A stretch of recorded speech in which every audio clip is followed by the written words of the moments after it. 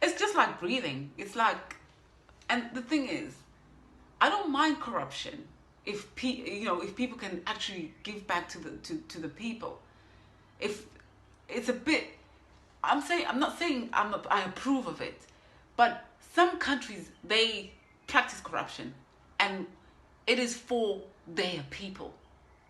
Okay, they are the people. But in Africa, they do it for themselves. Okay. Corruption is in different forms. It takes different forms. Every country battles corruption. I'm not saying it's only Africa. But like I said, Africa, we need to do something about corruption. We have to do something about educating our young kids so that they're able to identify and put an end.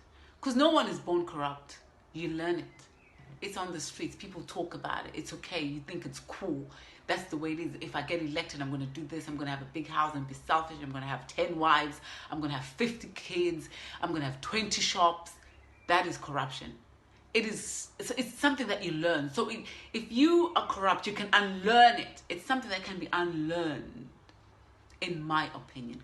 Tell me what you see. The thing is, corruption is very devastating to any economy, to any structure. It is, corruption can make you feel worthless. You can feel worthless. People can kill, join gangs, do whatever just to get money. That's just because of corruption. That's how serious corruption is. That's how serious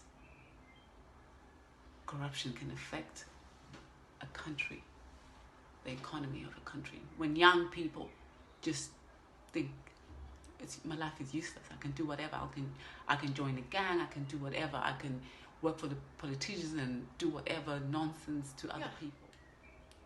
They will do anything for just a little bit of money.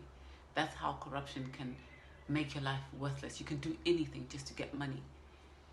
You find that people are raped. The justice system is a mess as well.